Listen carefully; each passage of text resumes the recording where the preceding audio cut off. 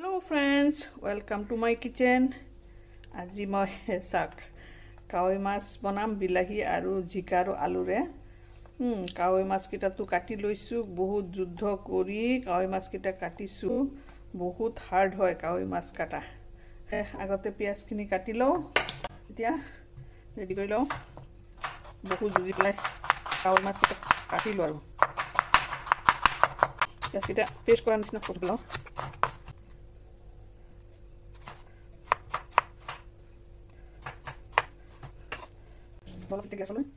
এতিয়া মাছখিনি অলপ ভাজি লওঁ, চব্জিখিনি অলপ ভাজি লম। একটু ভালকে গৰম কৰি লৈ মাছত অলপ হালধি নিমখ দি ভাজি লওঁ অকমান। মাছ ভাজি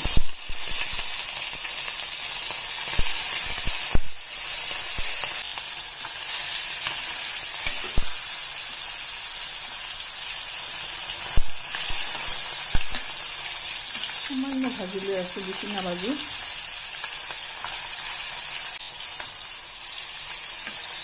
এইখিনি ভাজিলে হ'ব, ইমান ডাঠকে নাভাজো।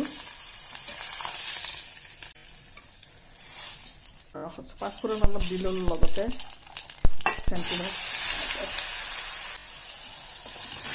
চব্জিখিনি অলপ ভাজি লৈ আছো, সামান্য নিমখ দি ভাজি লৈ আছো। নিমখ অলপ দি ভাজা হৈ যাব, আধা আধা সিজিয়ে যাব। ভাজা হৈ লওক, অলপমান ভাজি ললে খাবলৈ ভাল হয়। এইফালে মই বিলাহীখিনি অকণমান সামান্য নিমখ দি অভেনত সিজাই ল'ম, অলপ কাৰীটো সোনকালে হ'বলৈ। তেতিয়ালৈকে মোৰ বিলাহী অভেনত অলপ সিজি যাব আৰু তেতিয়া কি হ'ব,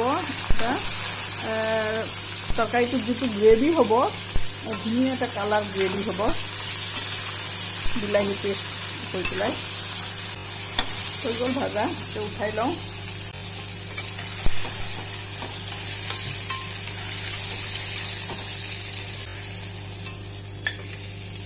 এতিয়া যিখিনি তেল আছে এইখিনিতে মই তৰকাৰীটো বনাই ল'ম। অলপ জিৰা ফোৰণ দিলোঁ আৰু দিলোঁ পিঁয়াজখিনি। গোটা পিঁয়াজ এটা পূৰা দি দিলোঁ। এতিয়া গ্ৰেভিটো ধুনীয়া এটা থুপথুপীয়া গ্ৰেভি হ'ব। নতুন জিকা ওলাইছে, বজাৰৰ পৰা আনিছোঁ, কিন্তু অলপ ছিজনৰ আগত যেন লাগিছে। তথাপিও আনিছোঁ, খাই চাওঁ, ভাল লাগিব লাগে। কুমলীয়া জিকাৰে মাছ খাই মই বহুত ভাল পাওঁ। তাতে আকৌ লোকেল কাৱৈ মাছ কাটোতে যিহে লটি গটি হৈছে গাইজ। কাৱৈ মাছ কাটা ইমান ইজি নহয়। এইটো মই পেষ্ট বিলাহীটো অভেনত মাৰি লৈছোঁ, একদম কোমলি গৈছে। তৰকাৰীটো সোনকালে হৈ যাব একদম দিয়াৰ লগে লগে, আৰু তৰকাৰী গ্ৰেভিটো একদম ধুনীয়া হৈ যাব। এতিয়া মই পিঁয়াজত মছলাখিনি দি দিওঁ। আধা চামুচ হালধি গুড়ি, জিৰা গুড়ি আধা চামুচ, ধনিয়া গুড়ি আধা চামুচ আৰু জলকীয়া গুড়ি অকণমান দিলোঁ। অলপ জ্বলা হ'লে খাই ভাল লাগিব। লগতে আৰু অকণমান নিমখ দি দিলোঁ। নিমখ এতিয়া মছলাখিনি ভাজা হ'বলৈ অলপ পানী দি দিলোঁ। এই মছলাখিনি ভালকৈ ভুনি ল'ম, কেঁচা গোন্ধ নোযোৱালৈকে। তেলটো ওপৰত অহালৈকে অলপ মছলাখিনি ভাজি ল'ম। অলপ ভালকৈ মছলাখিনি ভাজা হৈ যাওক। গাইজ, মই ডেইলি বেচিছত যি বনাওঁ সেয়ে আপোনালোকৰ লগত শ্বেয়াৰ কৰোঁ। তাকে ভাবোঁ বোলে কি শ্বেয়াৰ কৰোঁ আপোনালোকৰ লগত, তাকে শ্বেয়াৰ কৰোঁ। নিশ্চয় আপোনালোকে ভাল পাব।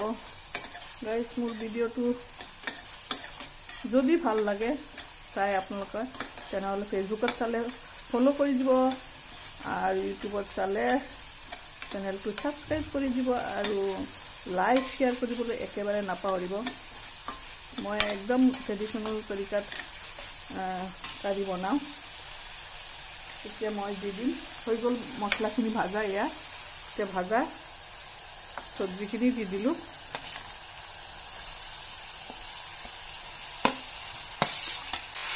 মছলাখিনিৰ লগত অলপ সময় ভাজি লওঁ, চব্জিখিনিৰ লগত অলপ সময় ভাজি লওঁ।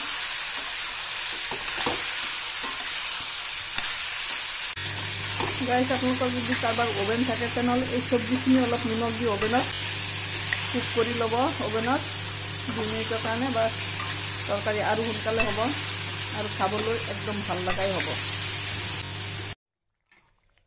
ঝোল দি দিলোঁ, ঝোল দি অলপ সময় উতলিব দিলোঁ আৰু এইখিনিমান ঝোল দি দিছোঁ। ঝোল দি এতিয়া 5 মিনিট উতলি ল'ম। আলুটো সিজি গ'লে তাৰপিছত আমি আলু সিজা নাই বাকী ইনগ্ৰিডিয়েণ্টখিনি দিম আৰু 5 মিনিট উতলি লওক। 5 মিনিট উতলি গৈছে। এতিয়া চেক কৰোঁ আলু সিজিছে নে নাই। আলু সিজি গৈছে, গতিকে বিলাহী দিব পাৰি। বিলাহী আগত দিলে কি হয়, চব্জিখিনি নিসিজা হৈ থাকে, যিহেতু বিলাহী টেঙা হয়, সেইকাৰণে পিছত দিলে ভাল। বিলাহীখিনি এতিয়া দি দিলোঁ। বিলাহী দিয়াৰ লগে লগে এটা টেঙা টেঙা জোল হ'ব আৰু তৰকাৰীটোৰ অলপ থিকনেছ আহিব, পেষ্টৰ নিচিনা হৈ গৈছে ন বিলাহীখিনি। আৰু অলপ 1 মিনিট উতলিব দিওঁ বিলাহীৰ লগত।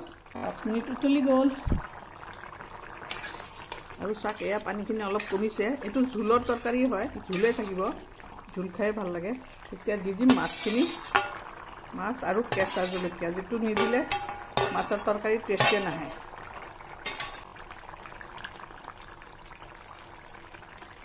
কাৱৈ মাছৰ একদম লোকেল কাৱৈ মাছ, কেঁচা জলকীয়া দি দিছোঁ। এতিয়া আৰু 10 মিনিট উতলি লওক আৰু 1 মিনিট উতলিব দিওঁ। 5 মিনিট উতলি গ'ল। এয়া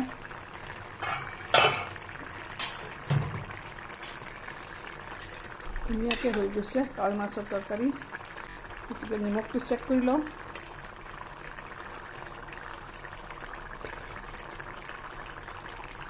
একদম পাৰফেক্ট হৈছে, ধুনীয়া টেষ্ট হৈছে। লোকেল মাছ দি আপোনালোকে বিশ্বাস নকৰিব, এই জিকা আৰু বিলাহীৰ আলু বিলাহীৰ তৰকাৰীটো ইমান টেষ্টি হয়। মই বনোৱা চব বস্তুৱে ভালেই পাওঁ। আপোনালোকেও বনাই খাই চাই চেক কৰিব, ৰিয়েলি ভাল লাগে। চালানী মাছ দি একো ভাল নালাগে। গতিকে গাইছ, মোৰ তৰকাৰী হৈ গ'ল। আকৌ লগ পোৱাৰ আশাৰে টাটা বাই বাই, ভালে সুস্থ থাকিব। হৈ গ'ল।